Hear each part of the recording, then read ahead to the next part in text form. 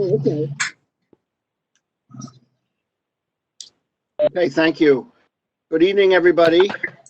Welcome to the Planning Board meeting of June 16th, 2020.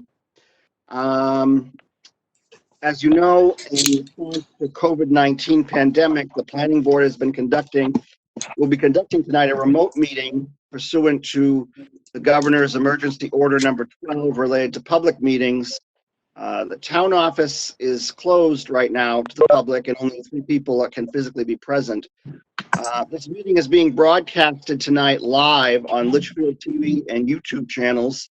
In addition, the public can listen to the meeting or provide public testimony during public comment session. Public testimony can also be submitted to the town office during business hours or sent by email no later than 2 p.m. on Monday, June 15, 2020. If you have to send that, please contact Joan McKibben, Planning Board Administrative Assistant at jmckibbon@litchfieldnewhampshire.gov, or call 603-424-446, extension 1241. Questions or more information. If you attempt to access the meeting and are unable to do so, please contact Joan McKibben at litchfield.gov. litchfieldnewhampshire.gov or 603-424-446, extension 121. This evening, I'm going to forego the Pledge of Allegiance. I'll call the meeting to order. We have a quorum this evening. So I will start with the roll call of members present. Michael Proto, Chair. Kimberly Queen, Vice Chair. John Stevens, member. Joshua Smith, member. James Buffetti, member. Kate Stevens, member. Thank you.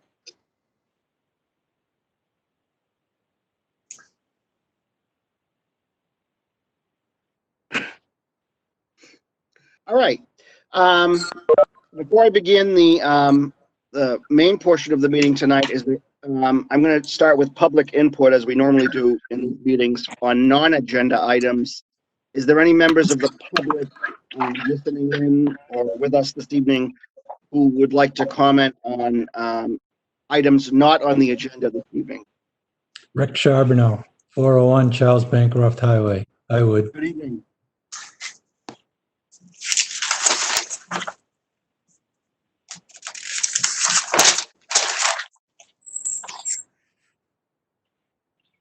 You ready?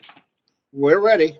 Okay, so once again, when we were back with the planning board with Mel's tee off,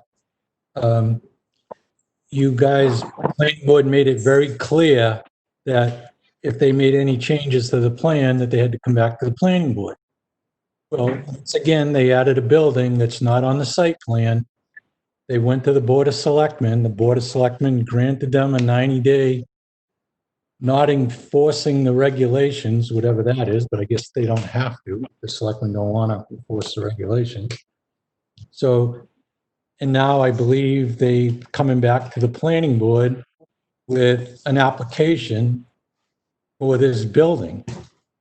And I just can't believe that these people can keep coming back to the planning board with a plan that doesn't have, that they, after they built something, put it on a plan, come back to the planning board and say, oh, okay, we need you guys to approve this now that we built it. So once again, just bringing it to your attention that here we go with these guys again. They do what they want and somehow they get away with it. And here it is again. So we'll be back in with them when they come with this plan. I guess the planning board has an application now because I have a copy of one, so I'm assuming you guys already have it, but it's coming in again with something that's already built without a building permit, without any kind of approvals. So that's all I have for that comment at this time.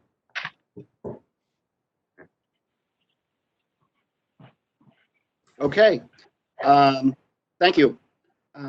Is there anybody else from the public who wishes to comment on non-agenda items this evening?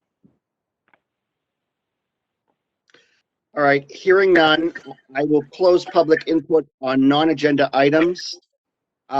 We'll begin this evening with number 1 on the agenda, which is a home occupation application for a barber shop at 28 Lock Mill Drive, map 14, lot 35. Owner Joanne Crocker.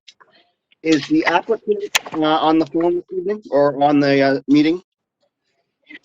I'm here. Okay, good evening. Can you introduce yourself to the board, please? My name is Joanne Crooker, and I live at 28 Lock Mill Drive in Litchfield. Thank you.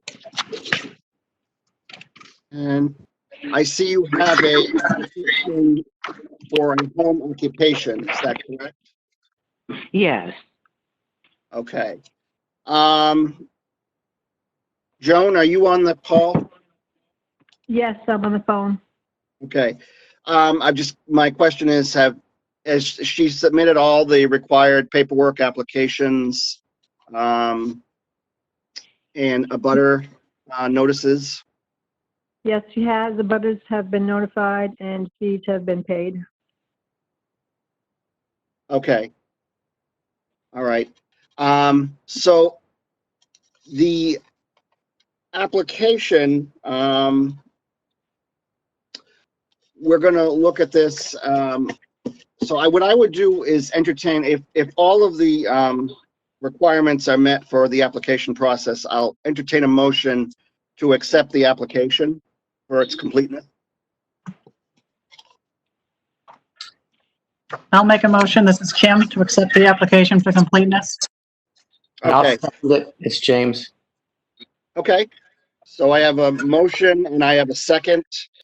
Do I have any discussion? All right. All those in favor of the application for acceptance signify by saying aye. Roll call vote. Michael Croto, aye. Kimberly Queen and I. Kate Stevens, aye. Ron James. Stevens, aye. And Josh Smith, aye.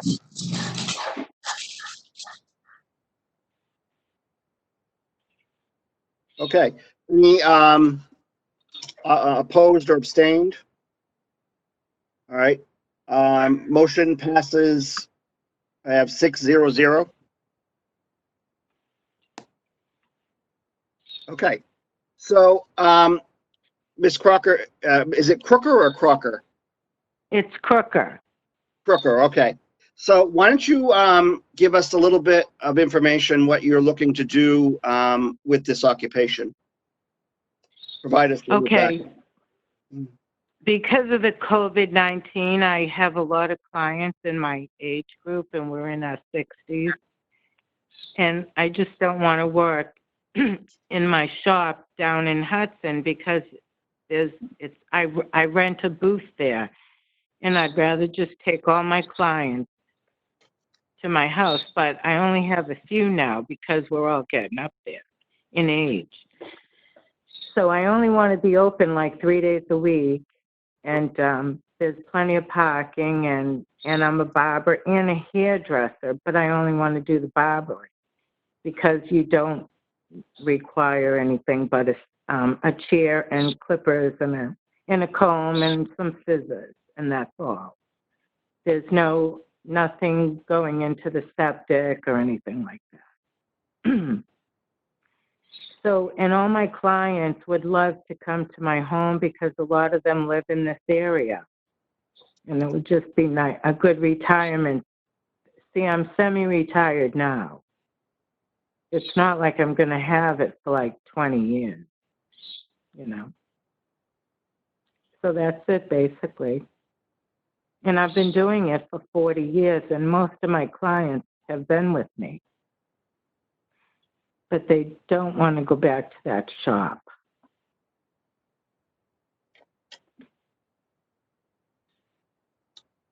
Okay. And you're going to be the only employee or the only Oh, person yes, who I'm, will be working yes, in there? Okay, yes, okay. just me. And this is out of is this out of your garage?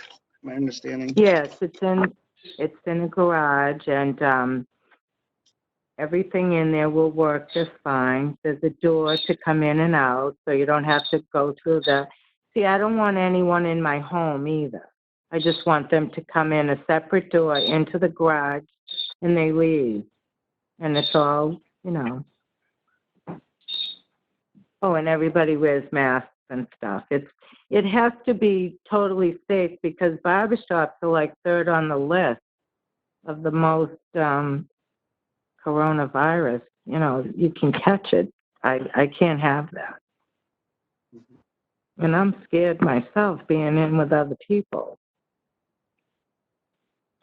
It's more for my safety and the safety of my clients.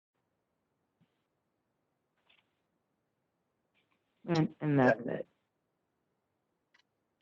Are you looking, I mean, what is it going to look like in the, I guess, in the garage? Are you going to have like are you going to have only one station for yourself? Yeah, just me.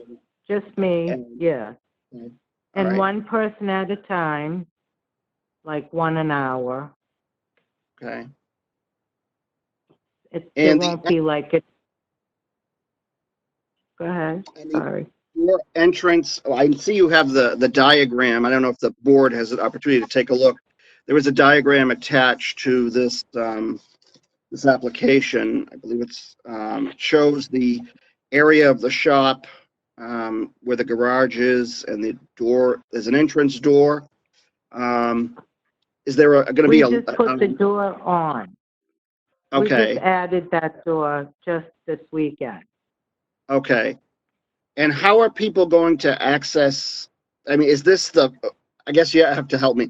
Is where the garage is here? I know that you have photographs too, but is this where at the front of the garage when you come up the driveway? Yeah, so you come up the driveway and there's two garages on the left.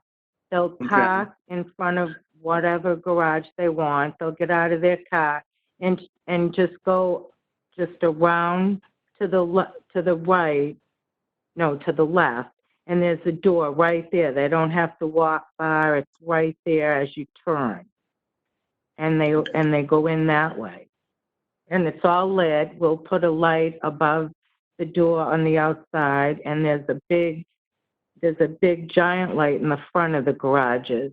It's motion sensed, so it comes on and off. It's well lit out there. Okay. And it's paved and everything, and there's safety. Yes, I know all about the safety, and I promise there's nobody. It's all and if someone had a wheelchair, I open the garage door and they come in through that. So it's all safe. I don't have anyone in a wheelchair yet, though, but you never know. And on your application it says traffic trips generated. You're looking at 15 per week. Is that what you're? Well, that was for the whole entire week. Okay. Like if I did 5 a day in my 3 days, that's all. It's not really a big business now that I'm semi-retired. Okay. So it would be, I mean, myself to me, and people in my age group. yeah, it doesn't seem like too much impact to me. I see she said something about one car in the parking lot, and I mean, we're just trying to help out people stay safe in this time. Unless there's something that I'm missing that would be an impact to the town. Can I ask who's on the call? Who's speaking? I'm sorry, it's Josh. Yes. Oh, okay. Sorry. All right. Yeah, That's I'm fine. sorry, I had, Everybody can chime in. I didn't know who it was. Sorry. I just want you to know that I talked to my clients about this, and they're all so excited. Does other members of the board have any questions for the applicant? I do, Mr. Chairman. It's James Buffetti. Yes. So just two questions. How many clients in total do you think will follow you to your house? Well, I work in Hudson as well, doing my hairdressing. And then they're mostly men, and they're older men, and they won't leave me no matter what I do. They just follow me everywhere I go. So that's basically it. Very And, loyal. you know, Very most loyal. of my pain in the butts I'm going to do in Hudson.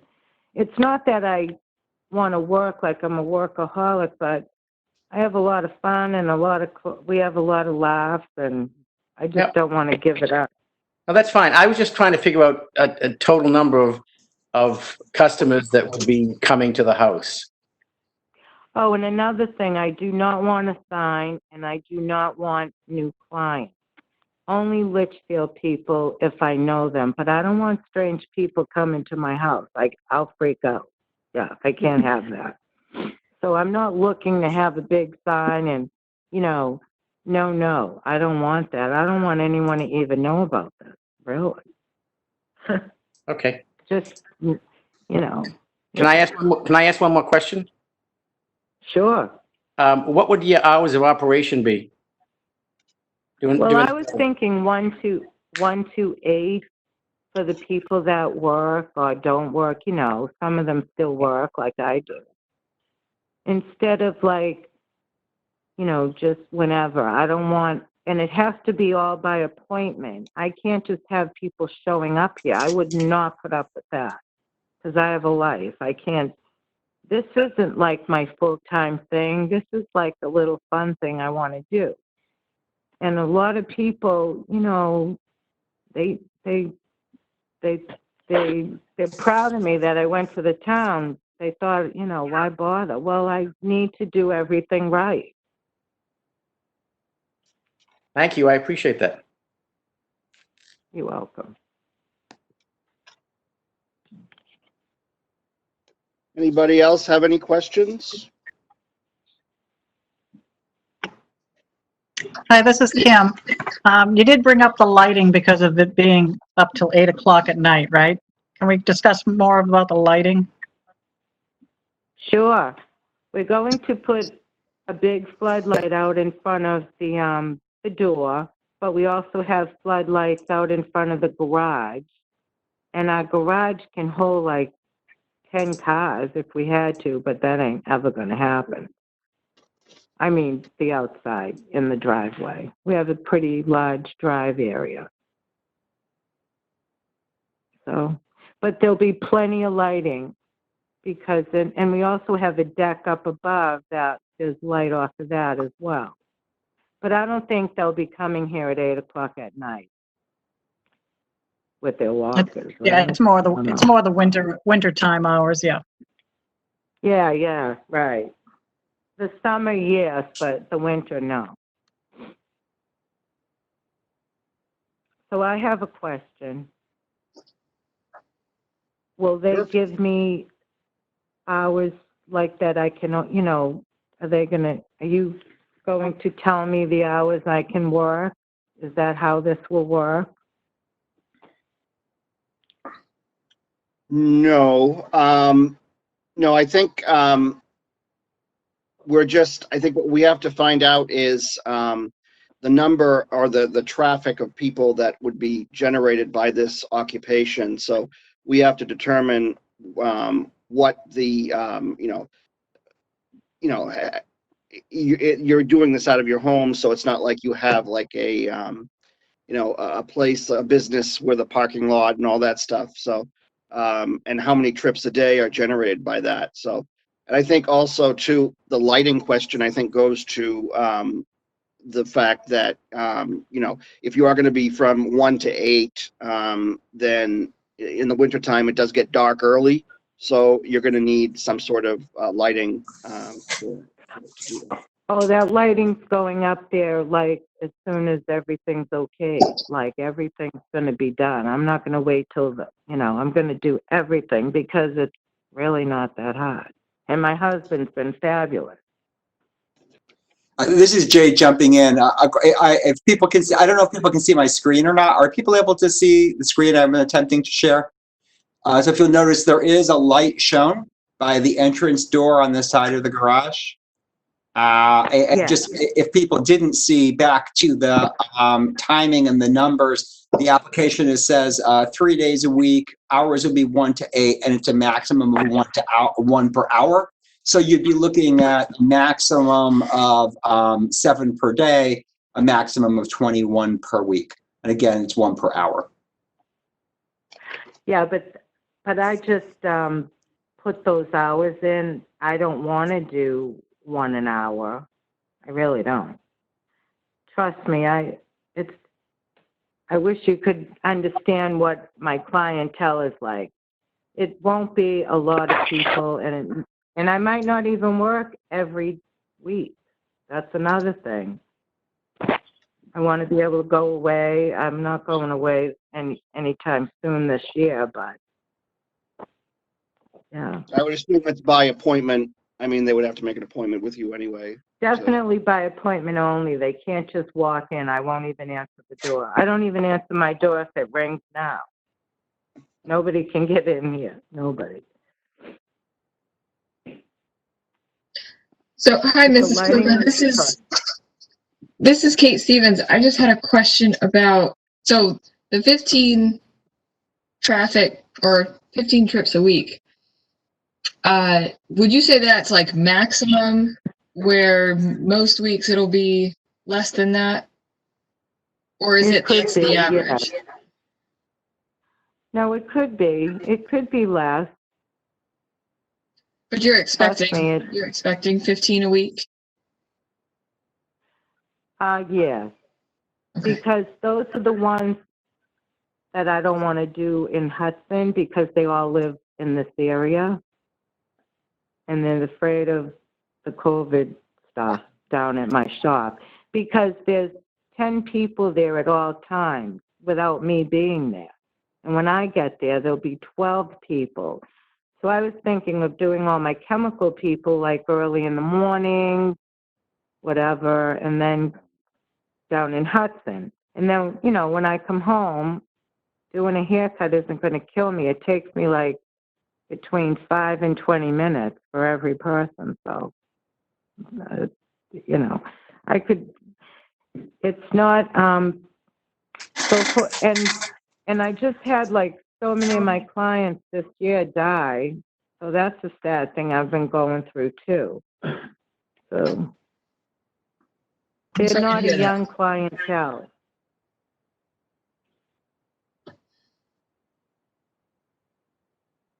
This is Kim. So it's really just going to be haircuts. It's not going to be any chemical treatments that we need to talk about? No chemical. Okay. No. I think the issue is, and this is Kate Stevens again, the issue is that 15 a week is relatively high for home occupations that we've put through the board here. And maybe, Jay, maybe you can correct me if I'm wrong. We usually try to stay closer to 5, I thought it was. There's no max. There's no limit in the regulations. A lot of them are lower key. That's for sure. It just depends on the nature of the business. But there isn't a limit beyond not having more than 2, customer cars there per day. I mean, at one time. Okay. I mean, I guess if you think about it, it's the same as having, 2 new drivers in the neighborhood that leave the house every day. So it's not that large. I guess 15 is not as big as it maybe sounds.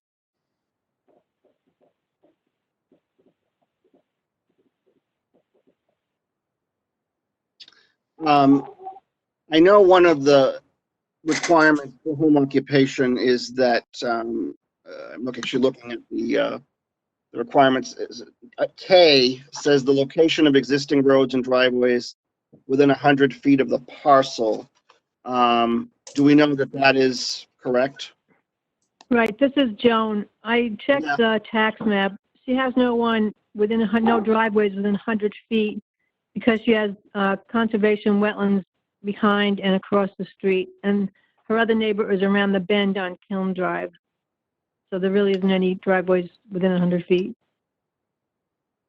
Okay, thank you.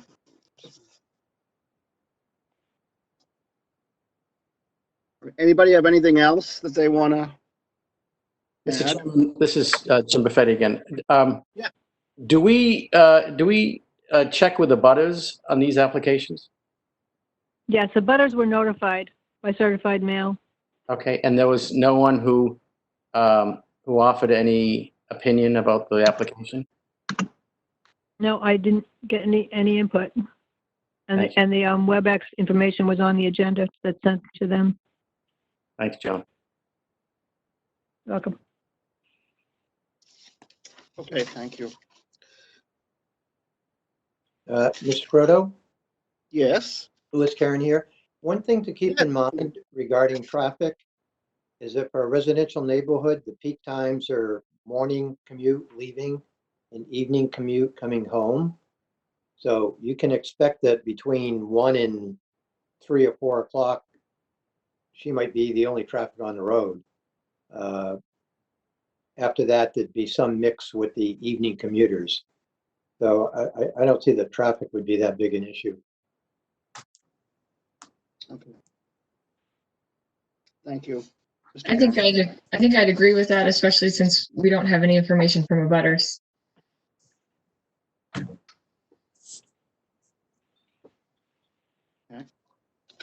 We actually haven't opened up the floor yet, so I can't see all the callers. I don't know whether or not an abutter has in fact called in.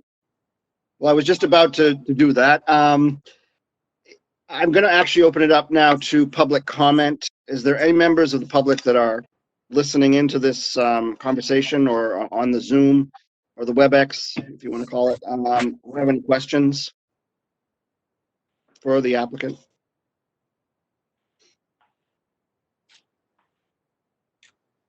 There are some non-members on the call, but they are prepared to talk if they're ready. Sure.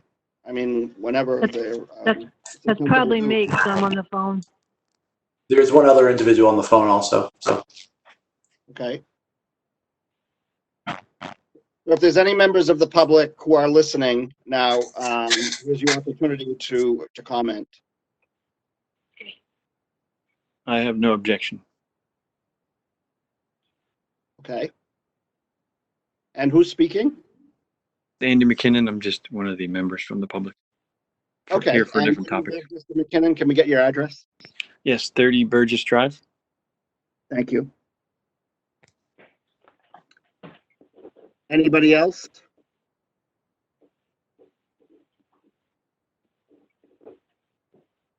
Going once, going twice? Okay. Hearing none, and nobody else, I'm going to close public input, and I'm going to come back to the board.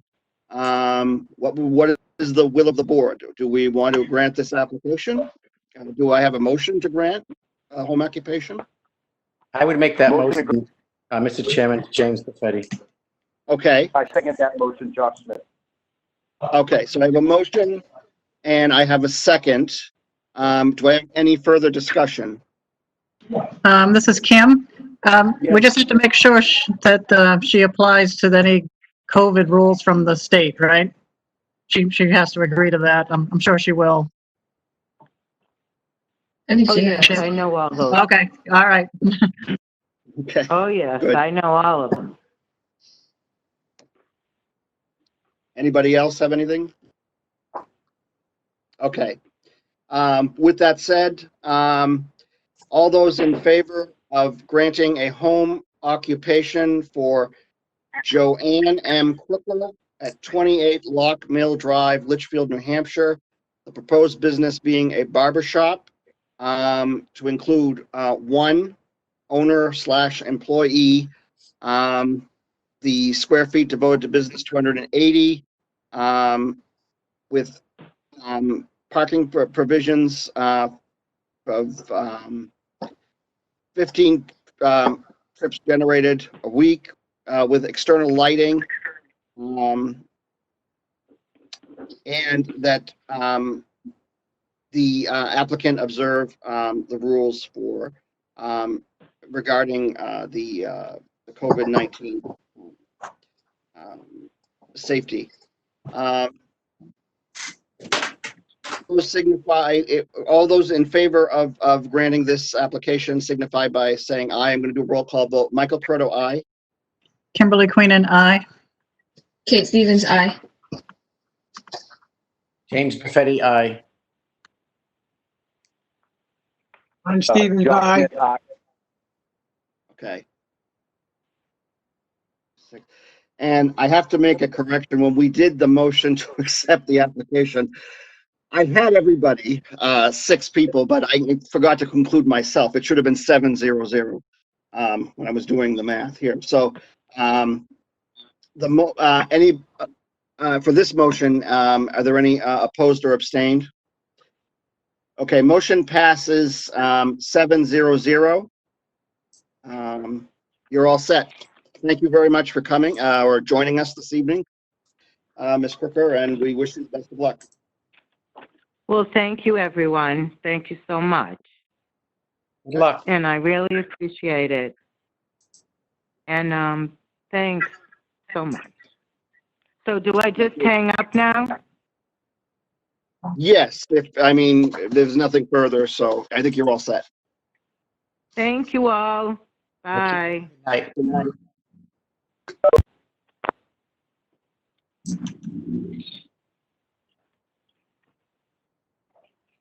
Okay. Moving on.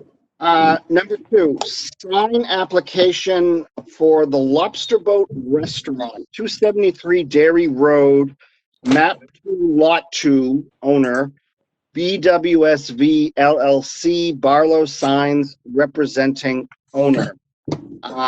Do we have the applicant present this evening? Yes, we do. This is Brandon Currier. I'm from Barlow Signs. For the record, I am in Merrimack, New Hampshire, and no one is in the room. And the owner, John Workinger, is along with us tonight.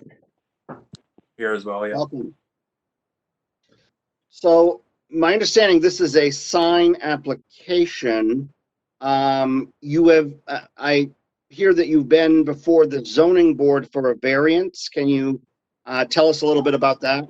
Yes, that is correct. And before we start, I just want to say that the drawings that you guys have in front of you were pre-construction. This is when everything was submitted.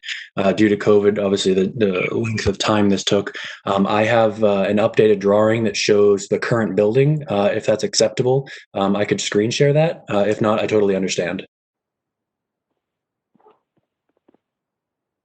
If you are able to do it, that would be helpful. Thank you. Okay, give me 1 second. All right, can everybody see this screen? I can. Okay, perfect. Yep. All right, so we sat in front of the Zoning Board of Appeals last week, and they granted us approval for 2 illuminated wall signs. These signs presented here in front of you, they're located in a very unique and commercial area here in Litchfield. As you guys know, this area is very highly traveled, and traffic is passing by in upwards of speeds of 50 miles per hour, allowing for seconds to view these signs. So this design fits very cohesively with this building. And all of the members of the ZBA were in agreement that it does fit cohesively with the building. A huge thing that we discussed there was safety, especially because of the 50 miles per hour thing. When I was there last week with John, we actually almost witnessed an accident just due to the congestion there that's on the road. So the sign that faces the road itself, which is its item A right here, this sign, when you're traveling at upward speeds of 50 miles an hour, you only have a few seconds to view a sign like this. So we wanted to make something that fit with the architecture here, but also allow individuals passing by to know and recognize what this location is. It'll help bring clientele to Lobster Boat, especially during this time of COVID, as well as the other tenants in that area, as Lobster Boat is so-called the anchor here. If we swap over to item B here, this is an architectural element here we put in. It's a Illuminated Lobster. As you're coming down the road, you'll notice that there's two entrances into this area. The first entrance is less congested than the second. So in designing this sign here was put in place to cue drivers that were upcoming to turn into that first area to try to eliminate congestion and potential accidents. And the zoning board of appeals, all the members were also in agreement of that safety-wise.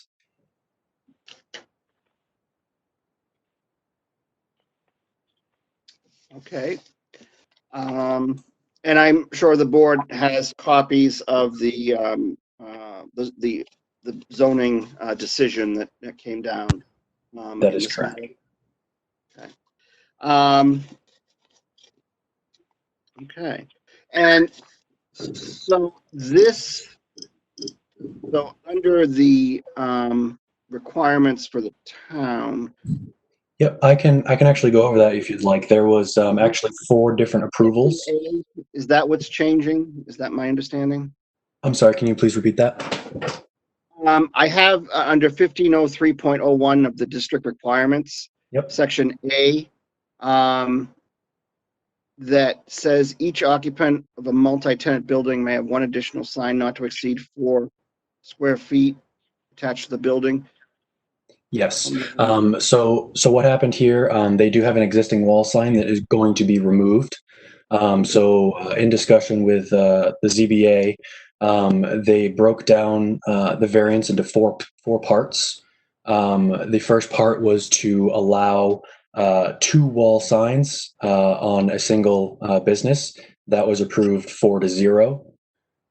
The second for item A, which is what you're looking at here, size to exceed 4 square feet. That was voted on 4-0. The third for this one here, for item A, would be size of 2 feet greater in height. That was also approved 4-0. And then moving over to item B, for this lobster here, that was also approved 4-0 as it exceeded the 4 square feet. And again, I'd like to mention in there that they're in agreement with the safety hazards of that road in their decisions when they're approving all of these variances. Okay, thank you very much. Does the members of the board have any questions for the applicant?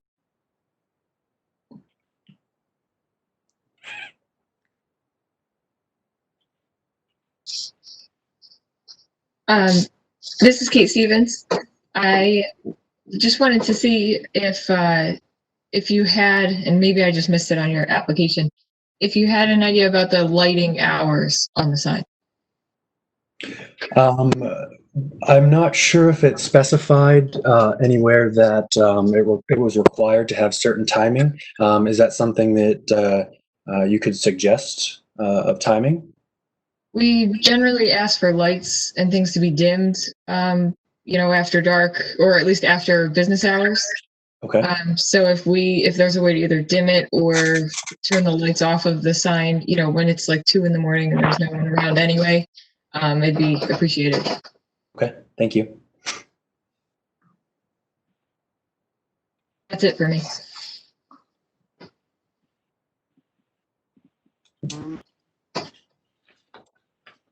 Jay, do you have anything to add to this? Just hearing. I mean, not much, although obviously, the proposed signs exceed our requirements. I do think they're appropriate for the nature of the business, the location, and, the size of the building. So I have no objection to the application. Okay, thank you. Anybody have anything else?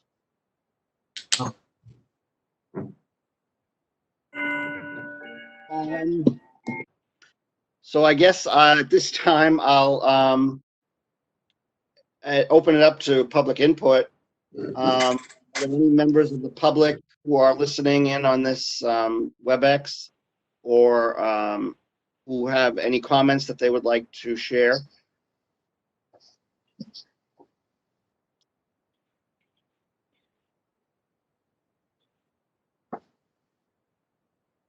Okay. I guess hearing none. Okay. All right. I will close public input. And does the board have anything else that they want to ask? If they do, they feel that they would like to approve this the sign. Obviously, the zoning board has made a decision has granted this variance. So I don't think there's a lot for us to really do. I think it's pretty straightforward. So. Yeah, I mean, the zoning board report in their verbiage here seems pretty sound, and the rationale seems pretty sound. So, yeah, this is Josh speaking again. Okay. Okay. So, if there's nothing else from the board, do we want to entertain a motion to approve the sign? This is Kate. I'll make a motion to approve the sign. Okay. And I'll second. I have a motion. I have a second. Do I have any further discussion? Who seconded that? Ron, Thank you. So motion second, discussion. All those in favor of allowing the sign application for Lobster Boat Restaurant 273 Dairy Road, map 2, lot 2. It'd be a roll call vote signified by saying aye. Michael Proto, aye. Josh Smith, Steve. aye. Kimberly Queen, aye. James Buffetti, aye. Kate Ron Stevens, Stevens, aye. aye. Ron Stevens, aye.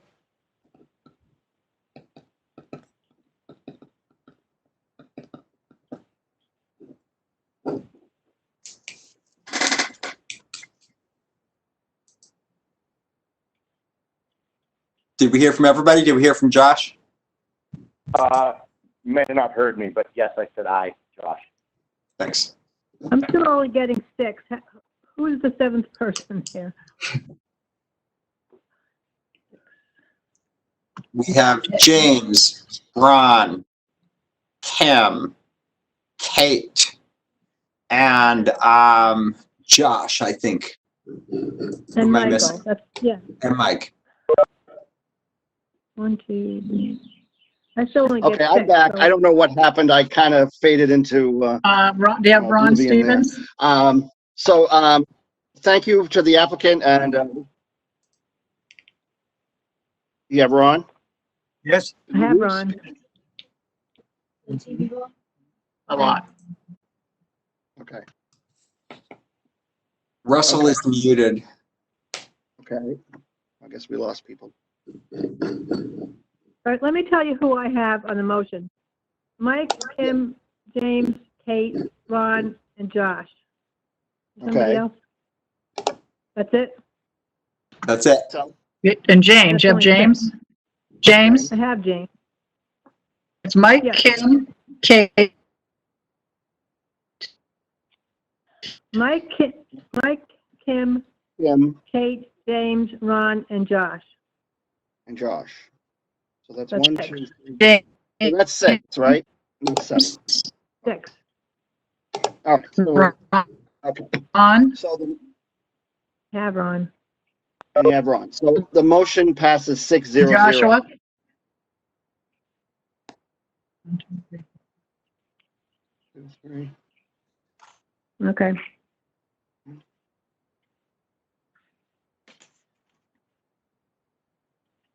So myself, 1, 2, 3, 4, 5, 6. How come I get 7? 2, 3, 4.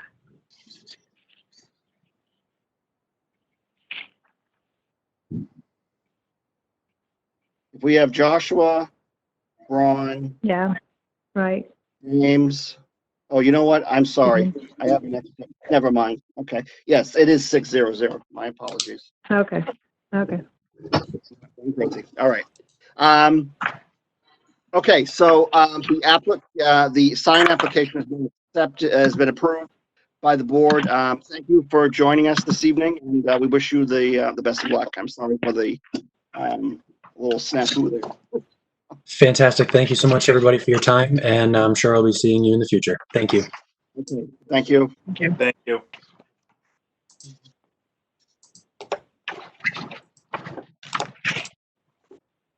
Okay. So the third item on the agenda this evening is clarification of easements for 124 Hillcrest Road, Litchfield subdivision. Is the applicant on the call? Yes, Joanne Noseworthy and Rick Charbonneau. Good evening. Okay. So this was at the last meeting, and I guess the board had some questions regarding the covenants and restrictions for the conservation open space. I know, Kim, I know you had some questions, so I'm going to let you, because I think you're the one that wanted to ask the applicant to basically just speak to the issues that or the concerns that you had. Sure. Good evening. Oh, hold on. Oh, I'm unmuted. Okay. I guess I was questioning under section 3, the reserved rights for A and B. Again, I just want understanding on this. When we had left, and again, I don't remember the month, when we decided to have the open space, subdivision type, when everybody left, you had stated that you wanted to use that lot in the front to maybe put a barn for, I think it was a 9-year-old granddaughter or something like that. Do you agree that that was what we said? Yeah, that we wanted to put a barn out there, correct? Okay. So when I read A, there just seems to be a lot more there than a barn. So I want to understand why that wording that I see here looking at, I can see the agricultural activities. I see that somebody's already plowed some of the field there, which they do every year. I understand that.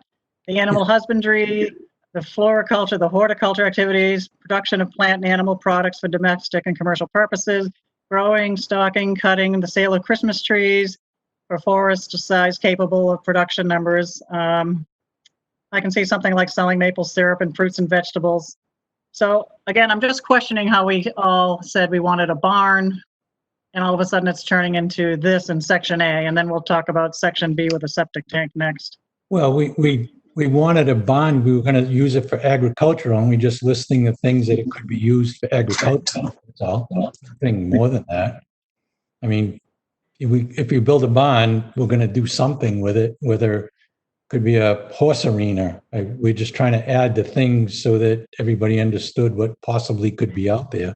Not just going to put a barn up with nothing, can't do anything with it.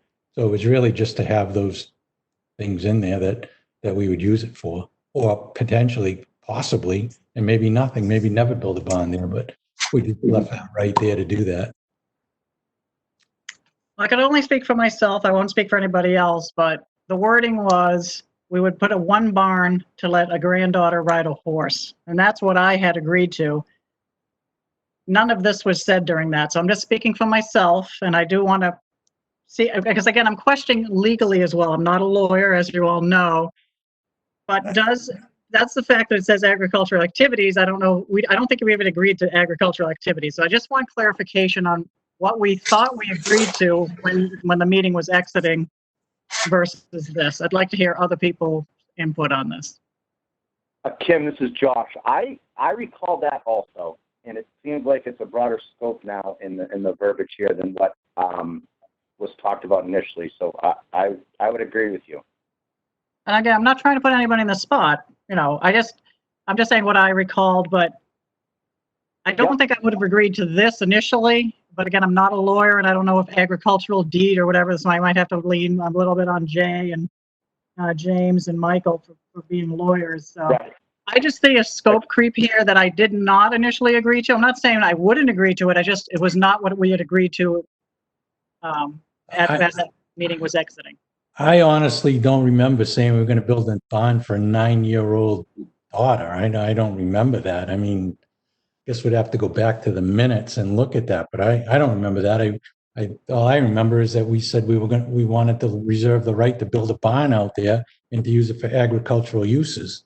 And that's really, and I probably said somebody might build a horse barn out there. Or that would be my interpretation. Well, what we have there is what I thought we were agreeing to.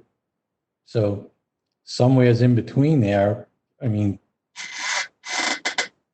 I guess we could pull the minutes. I tried to. it's not going to be a building lot. It's not going to have a house on it. It could have a barn, and if they want to farm it and they want to sell vegetables out of there, I guess we want to be able to have that right to do that. But does this violate what open space means? That's what I'm asking legally. I don't know. When we say it's going to be open space on these lots, I just need a clarification on that. Oh, this is Jay jumping in. Agriculture is expressly one of the uses that is allowed under the open space ordinance. Yeah, I saw that. Recreation. Yeah. So again, I'm inquiring. It's not an attack. I just want to understand what I'm reading here. Right. Kim, Josh, again, I appreciate the clarity on this because I'm kind of in the same boat. I'm not a proponent or opponent, but I would appreciate some clarity on this. Right. So we don't really know what's going to be there. We're just assuming may never be a barn on it. A neighbor may decide to buy it and put a barn out there and put horses in there or whatever, or cows or chickens, or maybe they'll plant the field. I really don't know. It's really kind of open. It's going to stay agriculture. It's going to stay open space except for where the barn is. I mean, if there's some language you want to add to that. So based on the legalese of this, what isn't allowed? Housing. Okay. Is that it? A house out there, and we agree to that. Yep. James or Michael, do you agree that the word that's what it says?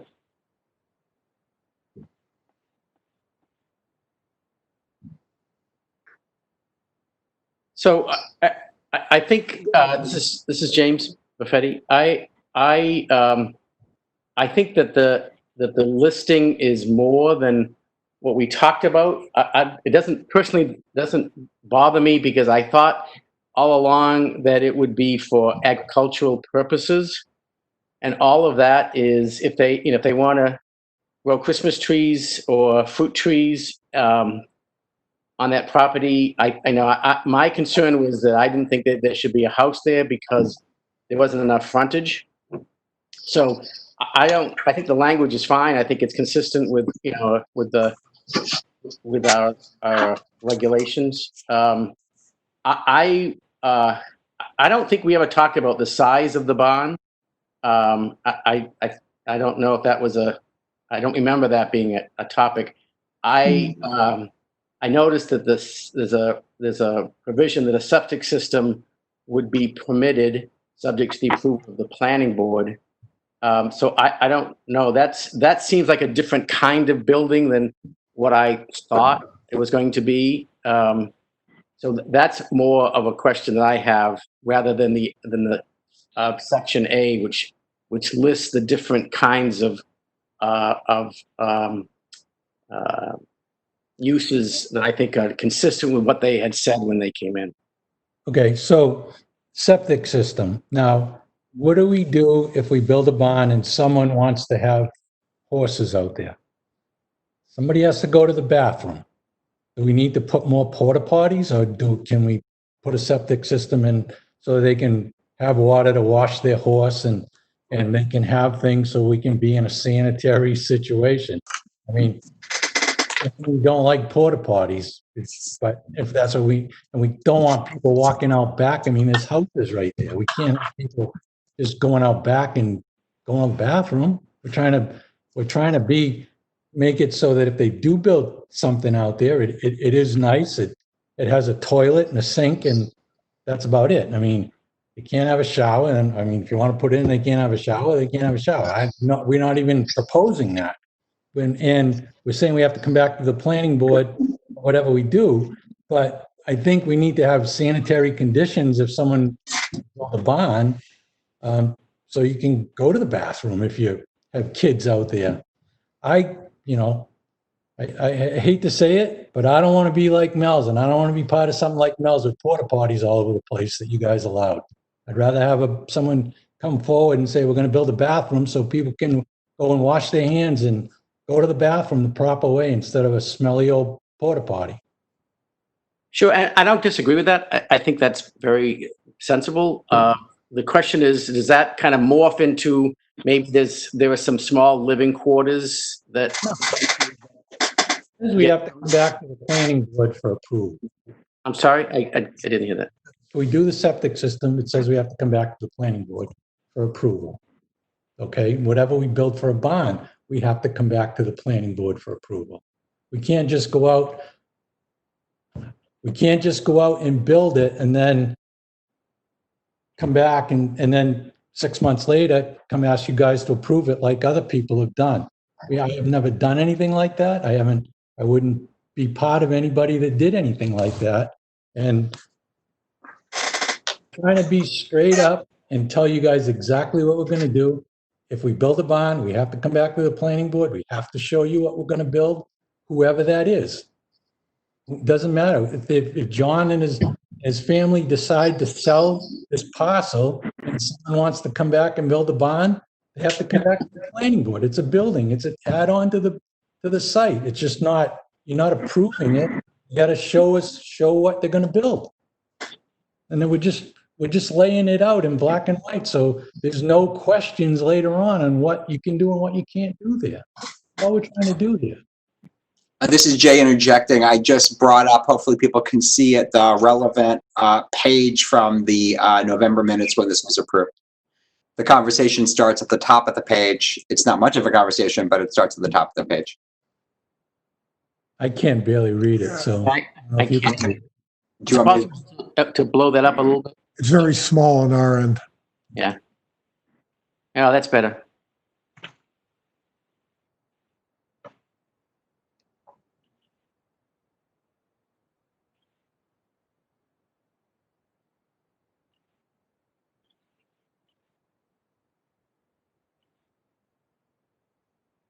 Yeah, I mean, I think that's what we're doing.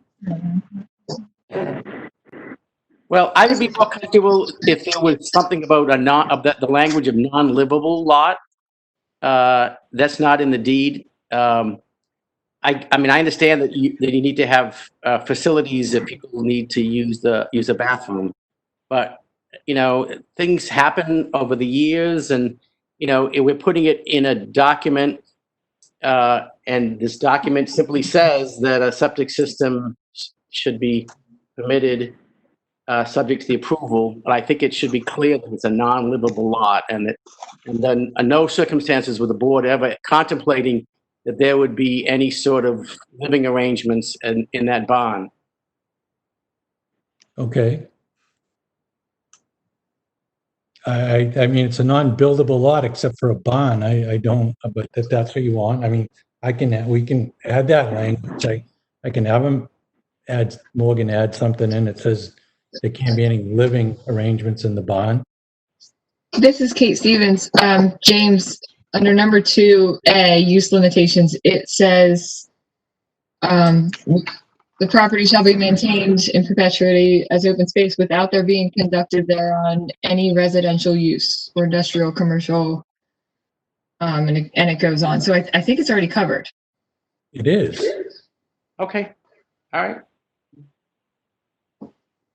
And I think that, you know, when we left the meeting thinking agricultural, I guess maybe just seeing it all listed out, you don't, at least I didn't realize all the different, I guess, types of agriculture that you could have on there, but I don't see how that is any different than the agricultural use that it's being used as right now, whether it's trees or zucchini or whatever.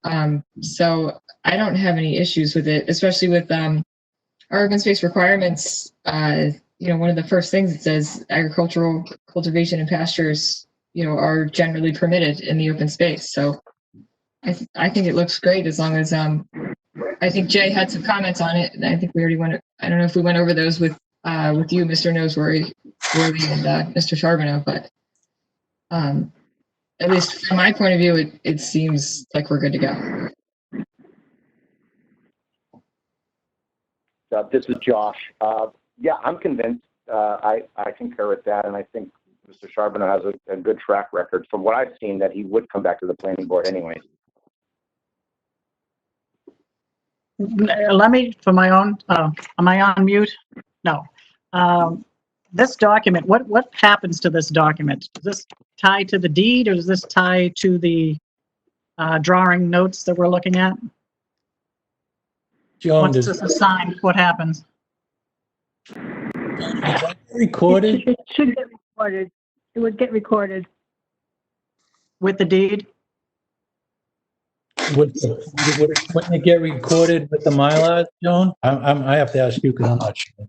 Yeah, it should get recorded with the Mylar, and it should have a place to reference the plan number. And it should, I would think it would be referenced in the deed as well.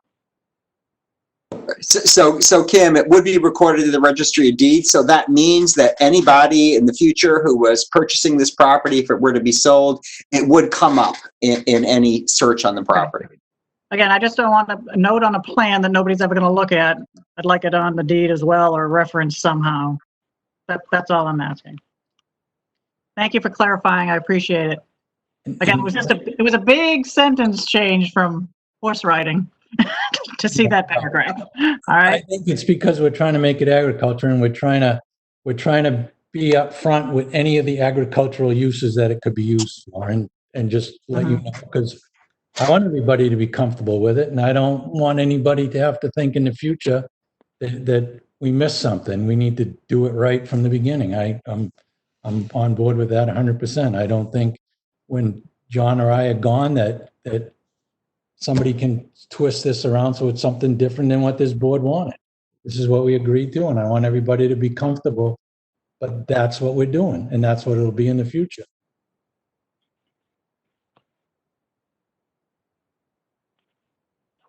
Okay. Thank you. We appreciate that. And, you know, I would just add, I mean, I know I didn't really say anything much, but, you know, I think this does meet the purpose of the, you know, the open space. I mean, it's agricultural use, you know, which is perfectly fine. Again, I think there was a little bit of misunderstanding, I think, because of, you know, you said about building a barn, and then everyone sort of said, well, okay, well, it's going to be a barn, but what's all this? But I think this definitely lays out, you know, the agricultural purpose of the ordinance. So I think it's fine. We have to, I mean, what's the next step with this? Have these been reviewed by town council yet? So yes, they have been reviewed by town council. Okay. The next critical step is that one of the conditions of approval was that the easement had to be approved by the planning board. So what would be necessary would be a motion to, well, obviously, if that was the pleasure of the board, a motion to approve. Okay. So, I guess, what is the will of the board? Do we want to approve this?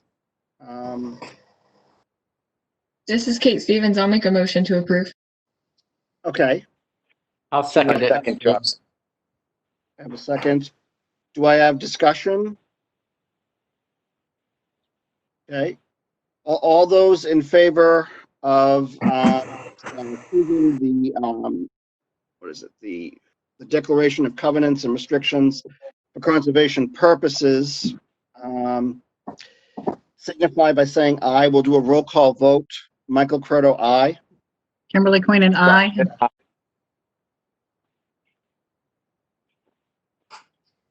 James Buffetti, aye. Kate Stevens, aye. Ron Stevens, aye. Okay. Josh? Um, You didn't get me? Yeah. Josh Smith, aye. Got it. Okay, very good. I thought I, very good. Just making sure. Okay. Any opposed or abstained? All right, motion will pass 6-0-0. Thank you, Mr. Charbonneau. Thank you, Mr. Noseworthy, for coming in and providing some clarification. We wish you the best of luck with going forward. So. Okay, so now that this is approved, you'll sign the Mylars too. Do you have the Mylars there, Joan? Yes, I do. Okay, so we can get those signed so we can get them recorded. And just for the board's information, Manny Sousa is going to be the builder that's going to build the houses out there. So we picked him to do it, and he'll be starting very soon. Okay. Right. Okay. All right. Well, thank you very much. Thank you for your time. Thank you. Good evening.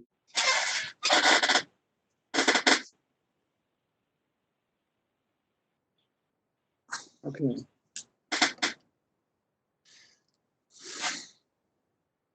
Right, moving on, committee reports. Are there any reports from any committees? Kim, do you have anything? Yeah, Nashua Regional Planning Commission or Committee meets tomorrow, 7:00 PM. It's a virtual meeting. Right, Jay? Yes, everyone's welcome. Yeah, just public. And then the Heritage Commission, we are inquiring upon starting some virtual meetings, hopefully before we get back to normal meetings. We'll start that. So we haven't had any meetings for the Heritage Commission yet. Quick question. Josh Yep. Smith has a question. For the NRPC, I have not actually been sworn in. Joan, I don't know, how do I do that when the town hall?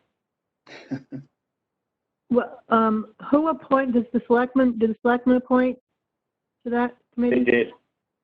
Yeah, it was a while back. It was a little bit before the pandemic. Okay, check with Troy and see if appointment papers have been made up. Yeah, he actually, right before it hit, he actually sent me a little reminder, hey, that they're waiting for you. Okay, then you need to call the town clerk then, and they can swear you in. I think they can do it over the phone, actually. Okay. Under COVID, I think that's right. And just throwing it out there, but first of all, you can still serve, so you can totally still participate in the meeting since you have been appointed, even if you haven't been sworn in.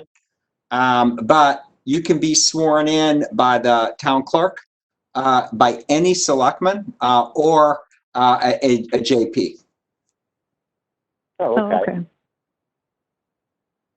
Okay. And I think Good to Joan's know. right. I Thank think with COVID, you can do it by phone. Okay.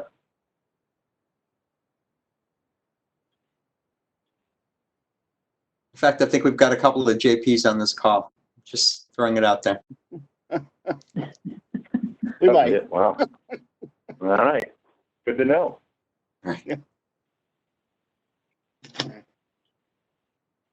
Okay. So Conservation Commission met actually in the town hall parking lot. That was an experience. It was a week ago. And the I can never say this right. The Lower Merrimack Local River Advisory Committee had a Zoom Zoom meeting back, I think it was last week. Yeah, I think it was last week. They discussed the project in Hudson, which is a huge distribution center that's going to be supposedly has got plans to construct there. It's where the old golf course is. I don't know if you know where the golf course is in Hudson. And my understanding is that it borders the Merrimack River. So it came before the River Committee for review of shoreland permitting and alteration of terrain. We did the shoreland permitting. The next step is the alteration of terrain. So there'll be another meeting, and I'll keep you posted on that. We had a capital improvement committee meeting last night. We had the fire chief, the police chief, and conservation commission at that meeting. It looks as though the police station, they have changed their plans, and they're going to actually what they want to do is connect to the fire station. Originally, they wanted a separate building, and I guess the cost, I mean, originally it was $9 million. The cost went down to $6 million, and they are looking for support in getting that process started. And also, we did have conversations with the school board and this Dr. Jetty and the school board regarding Griffin Memorial and what's going to happen to that building. I guess there's a lot of issues with it. If Griffin Memorial, if they decide to, if the town decides to build a new school, what's going to happen to the old school? So those are questions that are up in the air. So those are the things that we've been looking at. Jay, I know you mentioned the last time doing some sort of a survey. I think you talked about something related to that. I can't remember. It had to be something about the community. Right.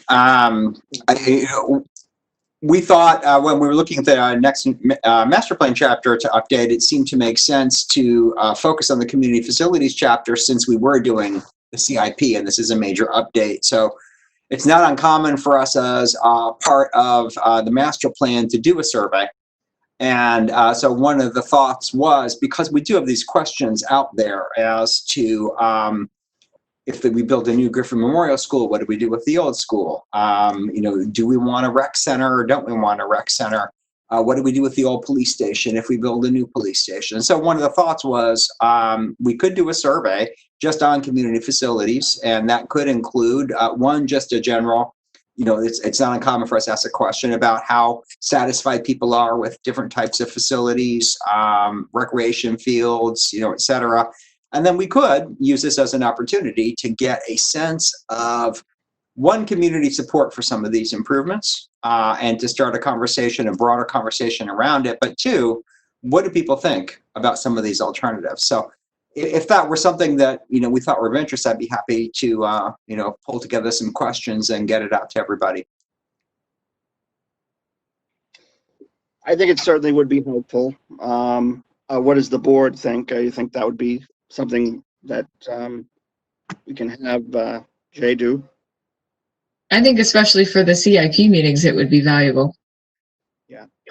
Yeah. Okay. All right. I'll do it. And I'll so I'll give us some draft questions, and then I'll get them out to everybody so you can take a look at it, and then we'll get it out there. Okay. Yeah, I think it's a good idea. Terrific. Great. Okay. Approval of the June 2nd, 2020 minutes. Do we have an opportunity to look at those, and do we have any questions? And if there are no questions, I can entertain a motion to approve them. This is Kim. I will make a motion to approve the June 2nd, 2020 meetings. Yep. Minutes. I'll second. Okay. I have a motion. I have a second. Do I have discussion? Okay, all those roll call vote signify by saying aye for approval of minutes. Michael Credo, aye. Kimberly Queen and I. Kate Stevens, aye. James Buffetti, aye. Ron Stevens, go aye. on. Josh Smith, aye. We need numbers. I was worried there. All right. Okay. Motion. Any opposed or abstained? Okay. Motion passes 6-0-0. Okay. Great. Next item is any other business. I think Jay, you had something that you wanted to bring up, so I'll let you take the floor. I did, and I'm sensitive to that this is not on the agenda, so I'll go through it relatively briefly, and then what I'll do is send out what I've got, to everybody, so you can take a further look. But I guess it is kind of timely coming off our last conversation. So one of the things that we had talked about doing was taking a look at our existing open space ordinance and seeing if there aren't changes that we could make to address some of the challenges that I think we pretty clearly have had recently with it. I could say personally, this was the first time I had to an application that came in under the ordinance, and so I certainly struggled with it. And my inclination in going with it is, boy, there's a lot of things that we want to look at. Actually, I think that the ordinance is really, pretty good, and it's pretty well written. Some of the recent challenges that we had recently, I think, were really more to process. So that's just kind of a starting point. But at any rate, I want to just, am I sharing right now? No. I do not think I am. Let me start. I'm going to share my screen if that's okay. And see if I can, I'm going to try to bring this first document up and see if I can share it. Yes. All right. So what I've got here is just, I'm going to touch on this briefly, is a copy of the existing open space ordinance. And one of the areas that I think is really challenging is the number of different ways that we talk about open space. So I just kind of highlighted this as I went through briefly. We say open space. We use the term common open spaces. We have buffer land as well as vegetated buffer. We have, of course, we talk about conservation easements. And I think what was also, and these were areas that I found challenging, is here clearly we say an easement may be worded to permit or restrict public access, allow, disallow recreational uses, etc. Then here we use the term designated open space. And then once again, we define designated open space. Once again, we say all the different things that it can be used for. Then we use the term common open space again, designated open space again, and we define common open space, it really should be common. And this is contemplated as being land that does not, other than designated open space, that's not individually owned. I mean, common land, it makes sense. So this would obviously be land that was owned in common by the people of the development and used for whatever purpose. So here we contemplate it. Later you'll see we don't allow it, which is kind of interesting. So here, when we talk about step one, in terms of, and this is how the ordinance is contemplated, and this is why I think it does work well. Step one is really, you're supposed to meet with the applicant, and you're supposed to identify those areas that are important natural resources, have important functions, for, as you can see, priority consideration for inclusion within the designated open space. And then we talk about, if it's not included in designated open space, other protective measures. Down here, again, we talk about access. We talk about trails and where access to designated open space is appropriate. Now here again, we talk about common area, conservation land, open space, or, and here's a new term, public open land. So once again, we're using additional terminology that we didn't have before. Again, the language around buffers, the language around if it's not in designated open space, it could be in a protected as a buffer. Now here's where it also gets a little bit more challenging. Here we talk about open space requirements. We're interchanging some terms here. Under here, we use the term designated open space, designated open space. Here we just say open space. I think that was intended to be designated, but again, it's hard to say. Kind of moving on down, I'm belaboring this point, but kind of once again, we talk about all these different ways to use it. Here now we have a new term. We have the term green space, which we have not previously used. We talk about control and management. I think what's really key here is that among the things that is significant is, as you see under B, designated open space shall be open to the public and be permanently protected. So common land obviously was not intended to be open to the public. It was intended to be held in common. We also know that we have other kinds of land, without going through it all, the way the ordinance is constructed right now, although it says we could have all these different other kinds of open space, it also ultimately says that the only open space allowed is designated open space. So there's a little bit of a contradiction in there.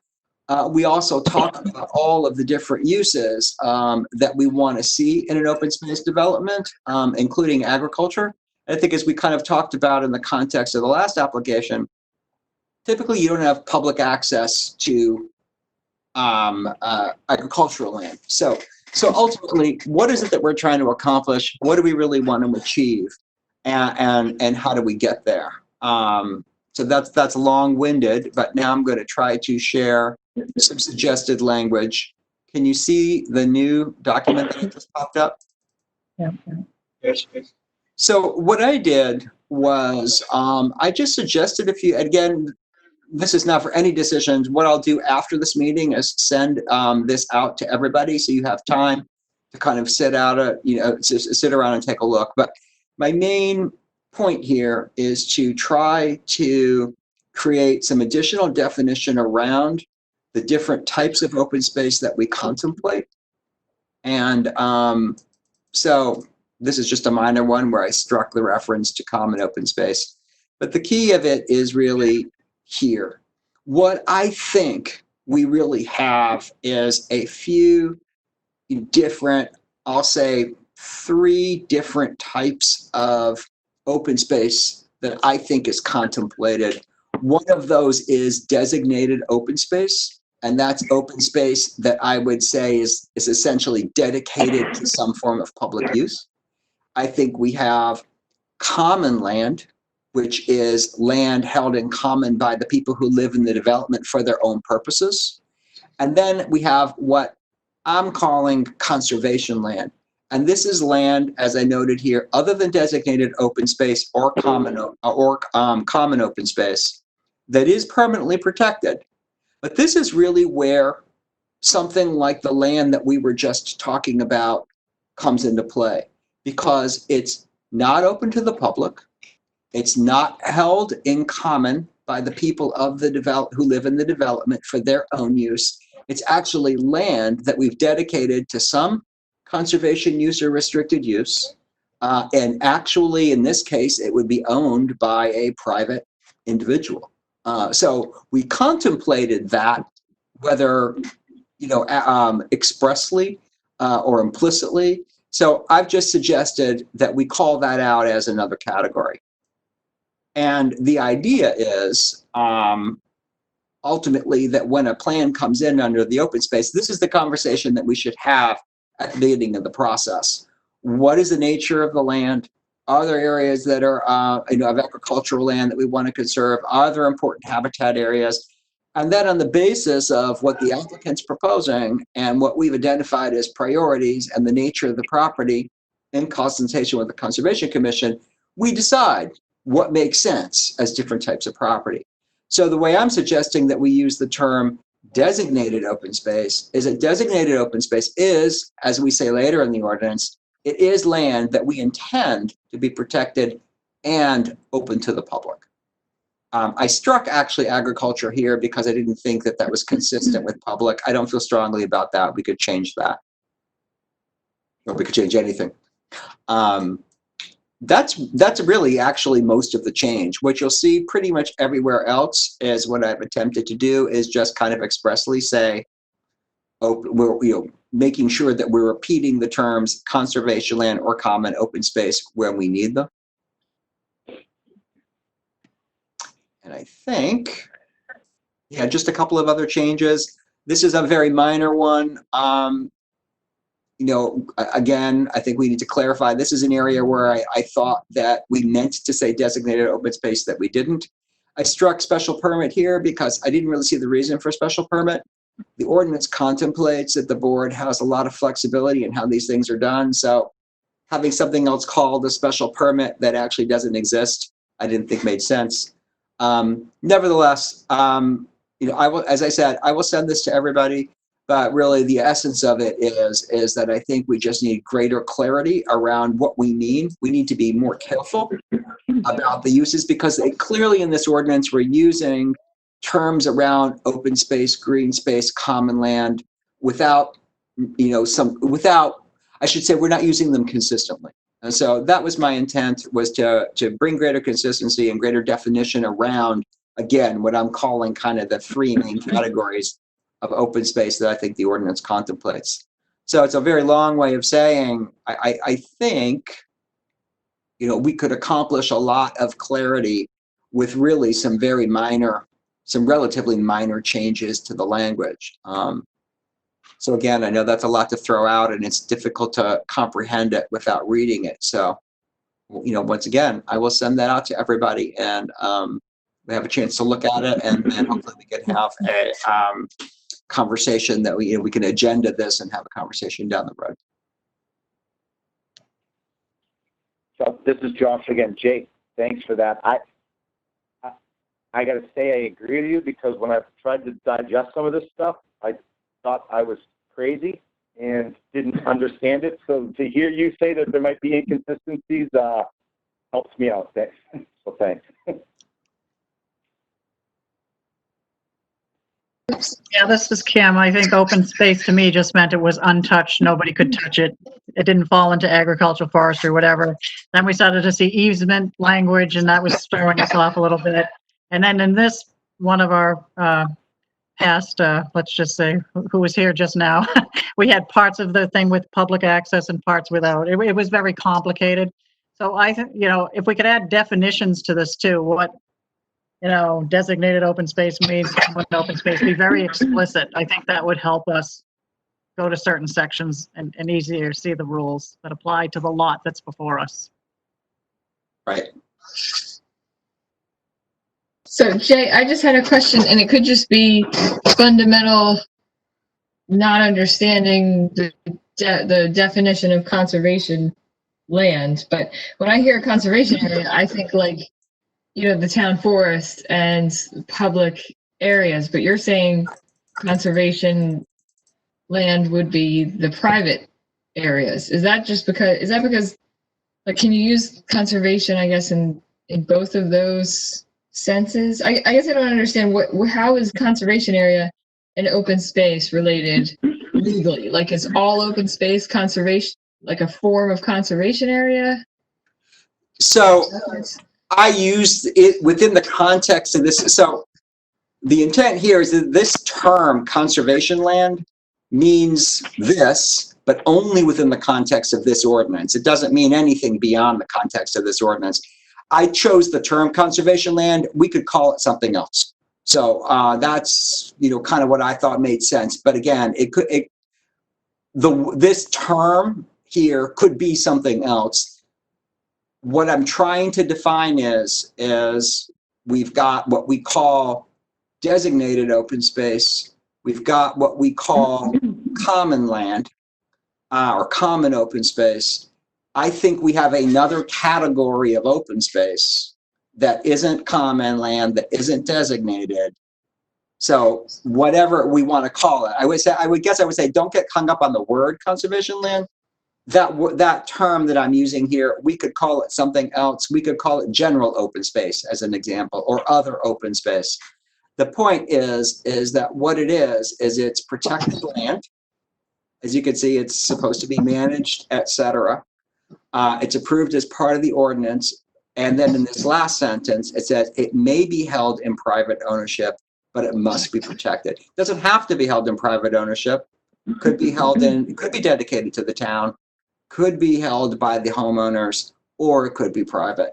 What I'm trying to do is distinguish it. The reason is because it appears to me that designated open space under this ordinance is supposed to be publicly accessible. It's supposed to be open to the public. And common land is for the use and enjoyment of just the residents of the development. So we have another category of open space that isn't necessarily intended for public use. And again, go to the example of agriculture, but it's not intended for the use and enjoyment exclusively of the homeowners. So that's why I think we need to have this third bucket defined. Okay. So I chose that term, but we could call it anything. See, I guess if I were to just come into this, I would read designated open space as the one that could be private and the conservation land to be public. Because the only time I've ever really heard conservation land in use is talking about the town forests and things, which are public. But that could just be that I don't talk about land use often in normal conversation. Honestly, I'm happy to come up with a term that might, be better, that might be clearer. The main reason, so again, I'd be happy to do that. I didn't change the definition of designated open space, because it's referenced throughout the ordinance. But under this ordinance, it's pretty clear that designated open space has to be open to the public. So okay, I would, but again, I'll come up with a better term than conservation land for this. Yeah, it could be, others might feel differently. That's just my first thought, is how that could be confusing to somebody to say, oh wait, this is conservation land, but I can't go on it, it's privately owned. Just as somebody that is, coming into it without having any background in reading the ordinances. No, if that's a concern that you have, it's a concern that other people will have, so I'll come up with a better term. Thanks. It was also confusing that one of the references in there, I'm not sure where, said the planning board may want to talk to the Conservation Commission also. There was some kind of dependency there in the process, like you're saying. Yeah, that's... And then, yeah. And I think for me, what was confusing is I thought open space meant nobody could go in there. The deed was turned over to the town, and then the town decided whether to be agricultural or conservation or forestry.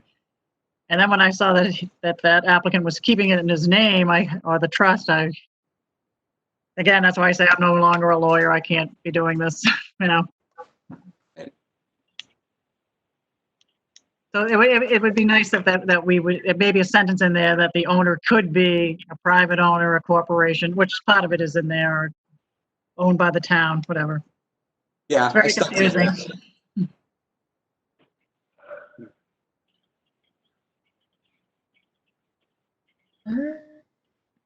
Yeah, I think you definitely got to the root cause of the issue with it, with all the different ways of referencing, using different terms to reference the same thing.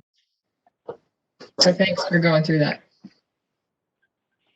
Yeah, the reference to the Conservation Commission is here, and that, again, it's only for the designated open space, and it should be in consultation with the Conservation Commission. So again, I'll send it out to everybody, take a look. There are probably things I've missed, and there's probably clarifications that are needed in other sections, and hopefully we can have a good work session on it. Thanks. Okay, I think that's great. Thank you, Jay, for your work on that, and we'll revisit this soon. Perfect. Is there any other business before the board this evening? I just have one question. Joan had sent out 2 emails on variance requests, and we went over one with the lobster boat with the lighting, and then there was one on a shed setback. I don't think we have to discuss it. It's informational only. But I like the idea that we see them in this fashion, kind of in our inbox there. It's helpful, is all I'm saying. Seeing these zoning variance decisions was helpful.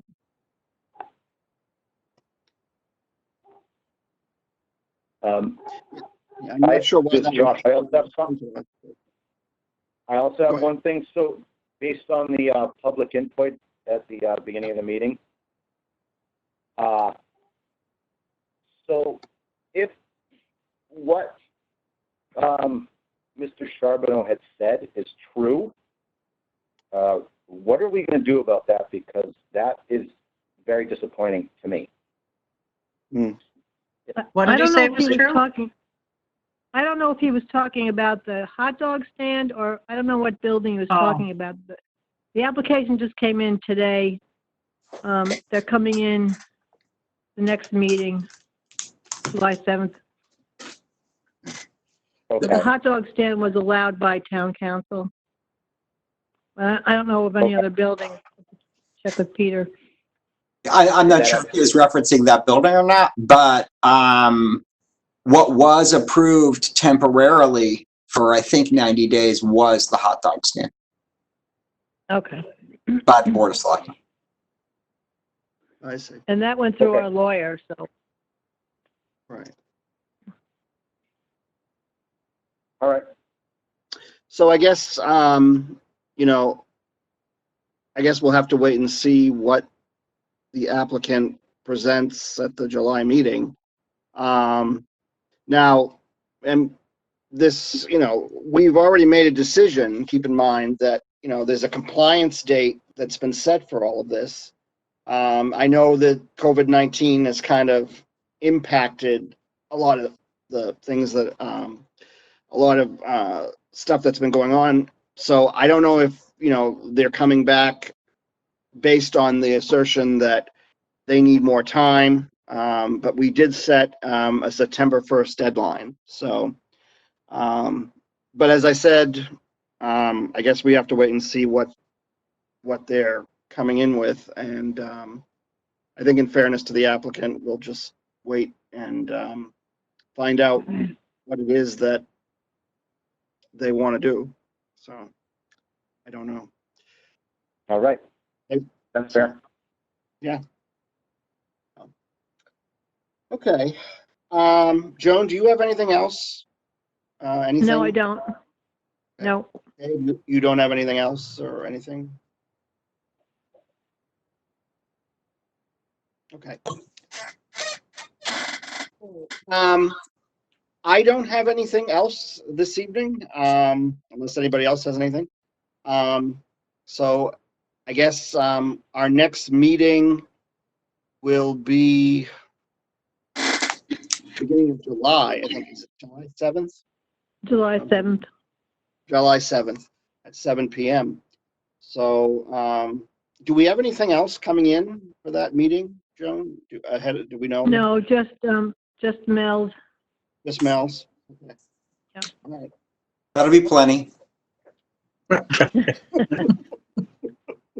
Yes. Okay. All right. With that said, since I don't have anything else, I would entertain a motion to adjourn. So moved. Okay. I have a motion. Do I have a second? Second. All right. Discussion. All those signify by saying aye. Aye. Aye. Aye. Aye. Aye. I'm sure there's no opposition or abstainment, so the motion will pass 6-0-0.